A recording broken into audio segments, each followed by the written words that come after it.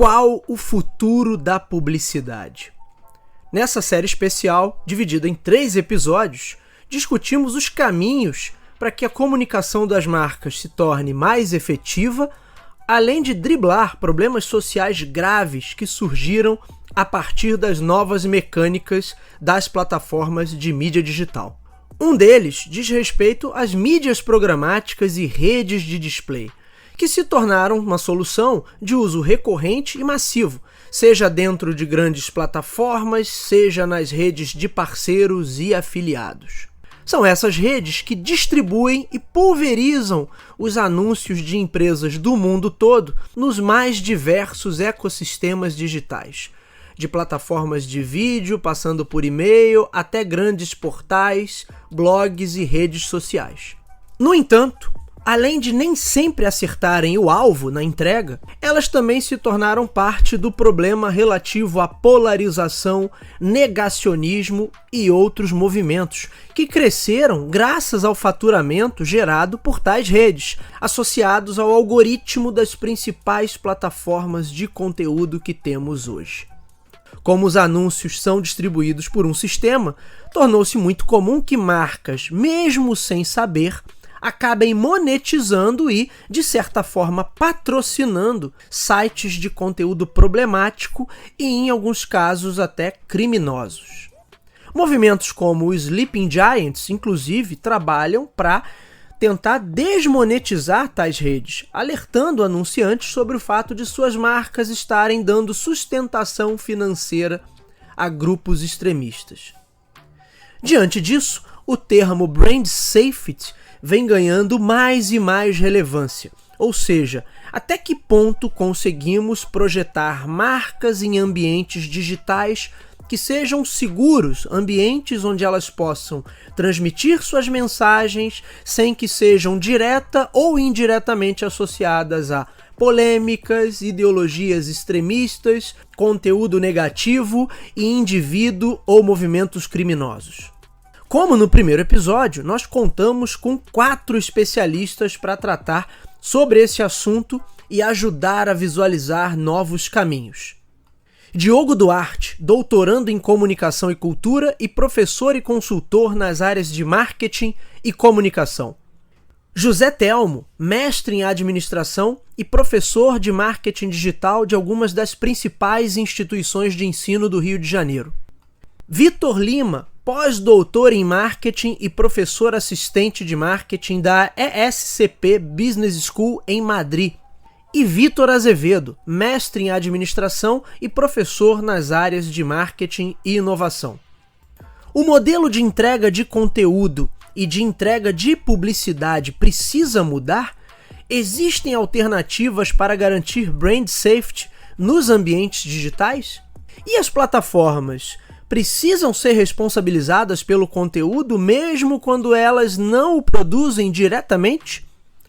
Esses são os temas do nosso episódio de hoje.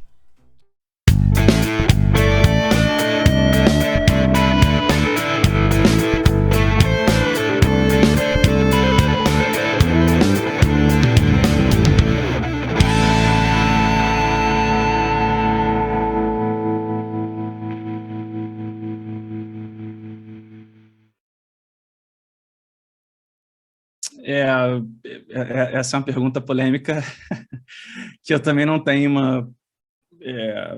uma previsão, digamos assim, para o que vai ser ou uma alternativa para o atual modelo, mas são várias questões aqui, são questões éticas que eu acho que são muito graves. A primeira delas é que, financeiramente, para uma plataforma, retirar um conteúdo ou barrar alguém que tenha uma grande base significa uma monetização menor. E aí, quando a gente diz, desmonetiza o fulano de tal, desmonetiza o fulano de tal significa desmonetizar o dono da plataforma.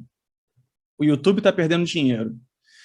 Google perdendo dinheiro significa que tem acionista perdendo dinheiro.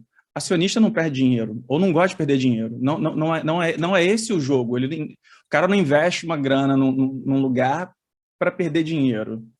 Por outro lado, existe a questão ética de você patrocinar e potencializar fake news, por exemplo.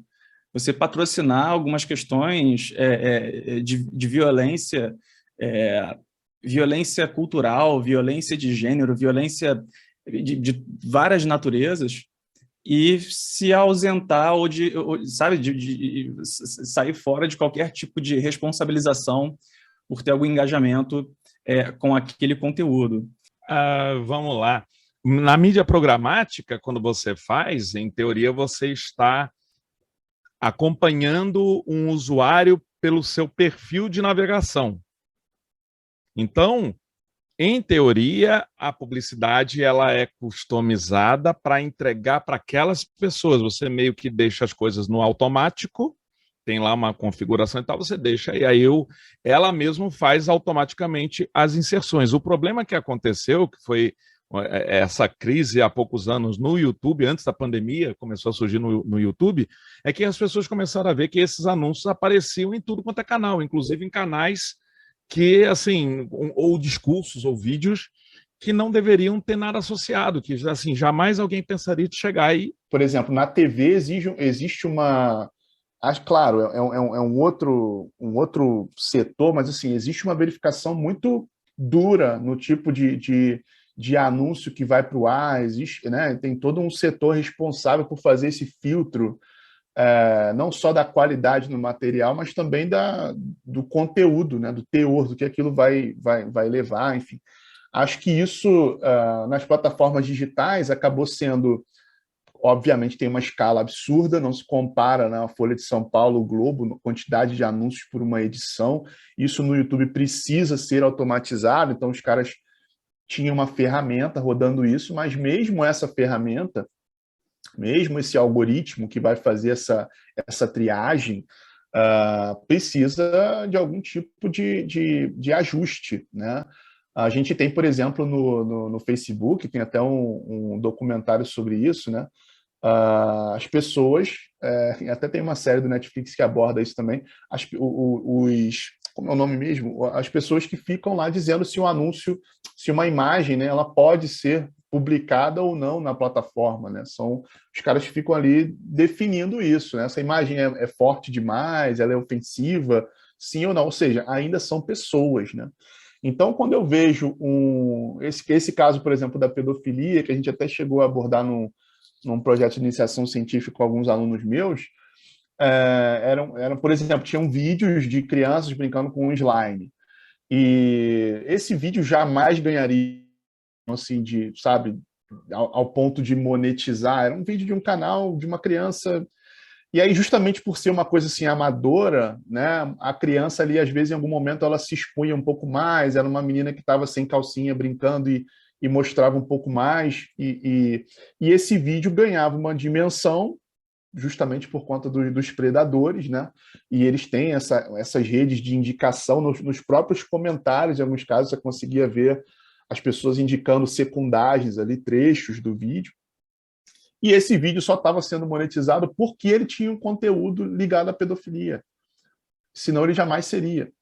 Ou seja, e aí tem uma marca que entra ali, a marca, às vezes, não tem como a marca saber cada vídeo em que ela está aparecendo, esse é um ponto do modelo, no caso do YouTube, muito diferente do que eu falei aqui do jornal, mas ela está sendo vinculada a um vídeo ligado à pedofilia, sem ela, às vezes, nem ter ideia disso, né? Lembra aquela situação do Cambridge Analytica que usaram para interferir nas votações do Trump, o Brexit e tudo mais? É um pouco antes daquilo. Foi quando deu, acho que um pouco antes ou um pouco depois, que deu essa atenção, chamou a atenção que quando você começava a entrar em canais com discursos de ódio dentro do YouTube, aí tinha lá uma publicidade, então as pessoas começaram a reparar assim, peraí, mas tem um banner aqui, tem uma publicidade que aparece antes do vídeo, eles estão patrocinando, só que assim, as próprias marcas não sabem aonde está aparecendo, porque a programação lá para a mídia programática era para entregar de acordo com o usuário,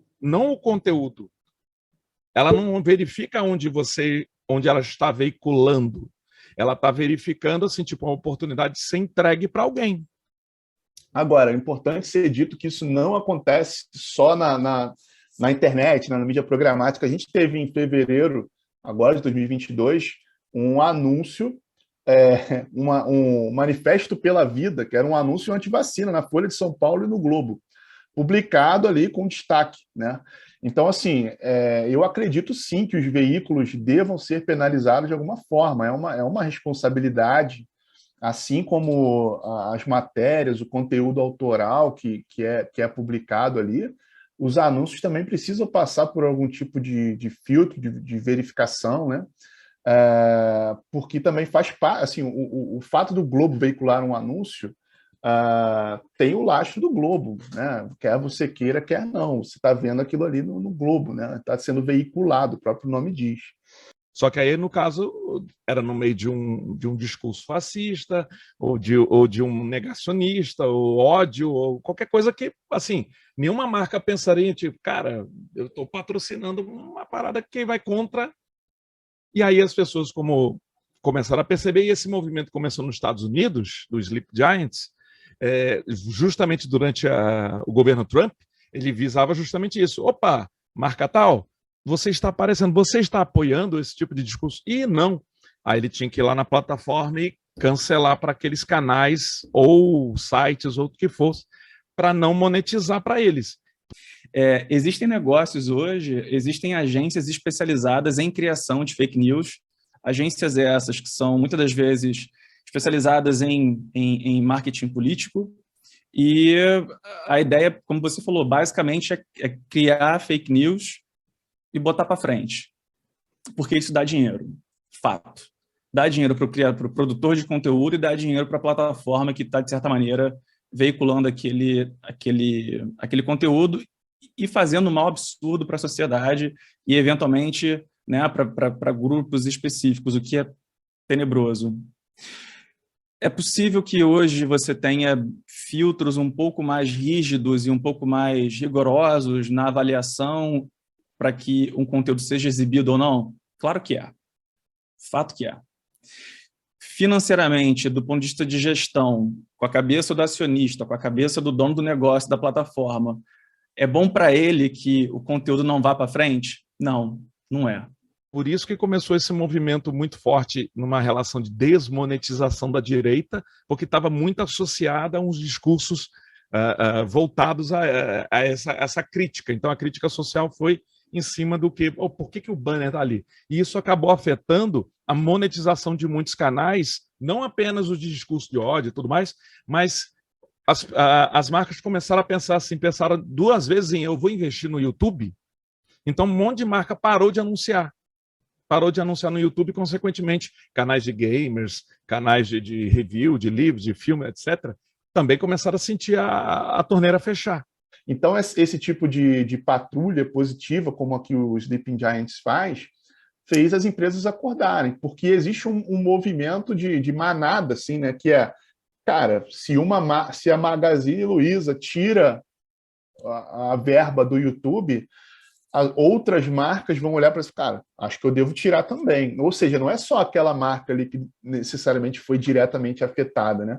Então gera um efeito dominó. E aí o YouTube começou a rever muitas das regras, né? Hoje assim, existem alguns casos, mas são coisas bem isoladas falando do YouTube, mas ainda existem muitos portais, né, que tem um teor ali negativo, né? Às vezes negacionista, anti-vacina. Terra plana, eu não digo nem que é uma coisa assim tão prejudicial, vamos dizer assim, comparado com antivacina, né? Mas antivacina é um desserviço, né? Então, assim, e aí você tem um anúncio lá rodando nessa rede de display que você investe uma grana, não sabe onde vai parar, e às vezes vai parar num site desse. Então, é uma questão extremamente delicada. Por outro lado, quando você é um gestor e, como você bem disse, você vai para a rede de display, coloca o teu anúncio lá, e o teu anúncio, na verdade, está monetizando um vídeo terrorista, como acontece muitas das vezes aqui na Europa, cara, existe uma corresponsabilização nesse processo. Se você é o dono da marca, se você é o gestor, tua marca está lá, seu produto está lá, e você está monetizando um vídeo de alguém sendo decapitado, ética, a gente não vive isolado, né? A nossa existência ela é relacional. Os veículos precisam ser responsabilizados. Precisam, não tem jeito.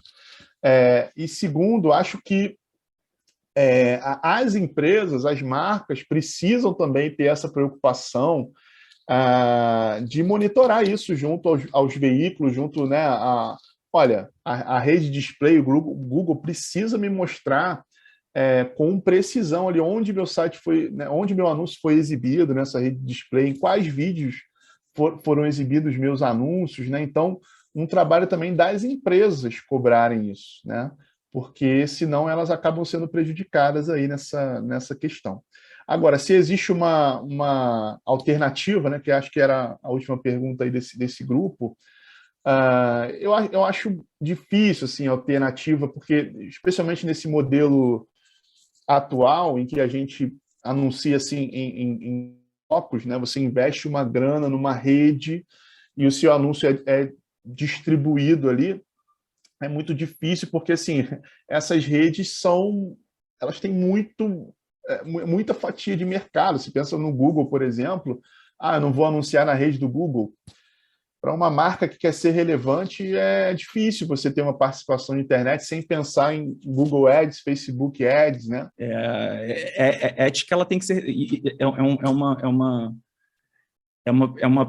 Ela parte de uma perspectiva relacional, ela não é a gente não vive isolado no mundo. Então, você se eximir, se ausentar de responsabilização pelo patrocínio ou monetização, seja do canal, seja do influenciador, é complicadíssimo. Por isso que a cobrança muitas das vezes vem pela audiência e às vezes não de forma jurídica, né? Primeiro vem a audiência, faz barulho, depois existe uma demanda judicial para que aquilo seja, enfim, alguma providência seja tomada, mas é complicado.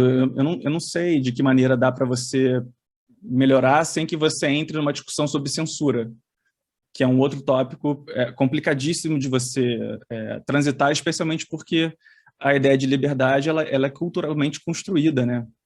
Então, o que significa liberdade no Brasil, para a gente, não é o que significa liberdade aqui na França, e assim por diante. E não quer dizer que a liberdade na França, né, o ideal de liberdade francês, ele seja melhor ou pior, só é uma outra ideia. Então, assim como no Brasil, e se comparado aos Estados Unidos, por exemplo, em que a gente sabe que fake news é uma coisa bastante forte.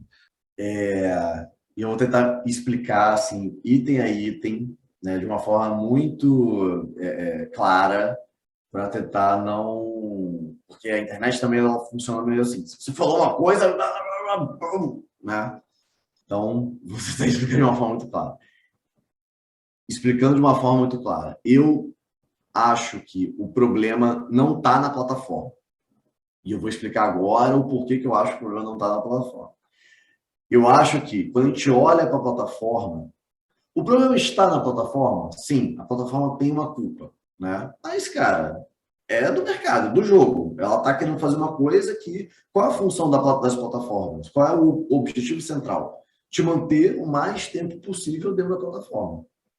Porque é assim que eles ganham dinheiro, é assim que eles revendem a mídia, é assim que eles capturam dados, etc. Tal. Esse é o job deles, esse é o negócio deles, sacou? Então, assim, é um negócio como a padaria que vende pão, certo? A padaria é culpada se você começar a comer pão enlouquecidamente e passar mal porque você comeu muito pão? Não, né? Quem é culpado? É a gente, né? Então, tipo, o que eu acho das plataformas é que elas têm um certo nível de culpa por conta de talvez serem mais abertas, terem uma abertura moral, talvez ali, algo do gênero, e aí a gente pode criticar elas, a gente pode falar, não, peraí também, né, e tal. Mas eu acho que o maior problema está na gente. E aí, por que eu acho que o maior problema está na gente e não está na plataforma? E eu acho um erro olhar para a plataforma. Porque quando a gente olha para a plataforma, a gente está olhando para o problema errado. O que a gente vai fazer? Vamos olhar para a plataforma. Beleza, então proíbe a plataforma disso, proíbe a plataforma daquilo outro, daquilo outro. Quando você vê a plataforma, que era um lugar para eu falar, você falar, todo mundo falar, a gente não está podendo falar mais absolutamente nada. Porque o Voltaire fala, quando eu travo a sua liberdade, né? Liberdade é um negócio que funciona assim. Se eu travo a sua, uma hora eu vou estar travando a minha. Então, o que ele fala? Eu vou lutar o máximo que eu puder para você poder falar, mesmo que você esteja falando uma coisa que eu não concorde. Então, o meu pensamento sobre isso é: existem coisas que são domínio geral, tá? Racismo. Você não pode falar, isso é contra a lei, sabe? Tipo, a lei vai contra você, não é a plataforma, é a lei. Nazismo, contra a lei. Então, isso já está definido. O jogo está definido. Se você falar, é contra a lei, é um crime. Está lá na Constituição, não só no Brasil, nos outros lugares, todos os lugares têm isso. Tá? Agora, a gente punir a plataforma ou ir em cima o tempo todo, a gente não está atacando no principal item, que é a sociedade. Por quê? E eu acho que isso tem um cunho muito mais político do que qualquer outra coisa. Que é assim, se eu ataco a plataforma, atacar a plataforma é muito fácil. Então é muito fácil para os líderes chegarem e falarem: não, realmente é a plataforma, vamos lá, vamos atacar ela. Vamos proibir e está tudo certo. Porque isso na verdade, esse problema que a gente está tendo é um problema complexo. E problemas complexos não se resolvem com soluções simples. Então, se tem alternativa, tem, mas isso demanda muito mais conhecimento sobre o público e muito mais configuração para você limitar. O que não pode, dentro da mídia programática, é você deixar livre. Tipo, o objetivo é anunciar. Só que isso iria demandar também muito tanto da plataforma quanto da programação, para que, olha, eu não quero que, se tem discurso de ódio, minha marca apareça lá, mas pensa na cabeça do algoritmo. Como é que o algoritmo vai interpretar, pelo menos na tecnologia que a gente tem no momento, vai interpretar que aquele discurso é isso ou é aquilo, que é positivo ou é negativo? Ou que, digamos, você, Bruno, está trazendo um debate sobre um assunto que é tabu, mas é que você está trazendo para poder não a fazer apologia, mas para você fazer a crítica ou fazer as pessoas debaterem e pensarem. O algoritmo vai saber destacar o que é uma aula de um discurso acalorado, tá entendendo? Então ainda não é perfeito, mas a tendência é que isso comece a ficar cada vez mais, vamos dizer assim, a automatização fique cada vez mais presente e as plataformas acabam disponibilizando meios de você denunciar, de você criticar, de você botar lá, reportar para a plataforma. Esse vídeo aqui, ele tem um discurso aqui que não deveria estar aqui presente, ele não deveria ser permitido. As alternativas que a gente tem que buscar são muito mais de regulação e de patrulha mesmo, porque a gente não pode deixar isso correr solto, né? Esse lance da pedofilia assim, pegou muito forte na época, assim, eu não tinha ideia, e quando eu descobri, ainda nem era pai ainda na época, mas foi chocante assim, para mim ver ver o anúncio, né? Algo ali que eu, que sou publicitário, cara, tem gente, né, ganhando dinheiro e tem gente investindo sem saber, né? Uma coisa assim absurda. Só sem querer me estender muito, mas um outro exemplo que eu tive acesso depois que a Sofia nasceu foi ao buscar um vídeo de amamentação. O Carol ia voltar ao trabalho, a Sofia tinha 6 meses, o Carol ia sair da licença, e eu estava querendo procurar vídeo de como amamentar a Sofia com um copinho de vidro, né? Tinha toda uma técnica que, obviamente, eu não sabia qual era, então por isso eu fui pesquisar. E ao pesquisar uma das primeiras vezes, eu vi um vídeo com muito mais acessos. Assim, esse vídeo tinha, sei lá, 2 milhões de acessos e o segundo tinha 50 mil, uma coisa assim, uma disparidade, né? E ao visualizar esse vídeo, que estava com comentários bloqueados, que eu já estranhei, era um vídeo que tinha anúncios e era um vídeo onde a mãe, era a mãe com a avó da criança, né? Era a mãe da mãe ajudando, ela era enfermeira, e a mulher exibia o seio, muito assim, os seios dela apareciam a todo momento. Então, assim, os anúncios daquele vídeo eram por uma questão simplesmente sexual, não tinha nada a ver com a amamentação em si. Isso estava claro pelos dados dos outros vídeos, né? Então, assim, são questões assim novas, né? Eu entendo que nem a gente não está pronto para lidar com tudo isso, mas precisa haver um acompanhamento, uma regulação, porque é muito delicado. As marcas não sabem. Tinha anúncio de pasta de dente, por exemplo, nesse vídeo, né? Será que os caras que estavam ali assistindo, né? Porque era para ser uma coisa meio família, talvez você vendo assim o tagueamento do vídeo, né? Amamentação e tal. Botar aqui um anúncio de pasta de dente, sabe? E assim, dinheiro jogado fora muitas vezes também. Eu devo penalizar a plataforma? Eu acredito que também sim, porque passa a ser também responsabilidade da plataforma quem ela permite ou não permite inserir o vídeo. Se ela tem uma falha de que ela permite que discursos de ódio consigam ser feitos upload e sua disseminação, então sim, eu acho que a plataforma acabaria tendo sim sua responsabilidade compartilhada nesse controle. É uma loucura, né? Talvez as marcas tenham que exigir alguma espécie de auditoria, né? De como isso está sendo exibido, como está sendo distribuído. Né? O caminho que está sendo trilhado aí vai nesse sentido, mas ainda é muito difícil conseguir isso assim de maneira, sabe, precisa, né?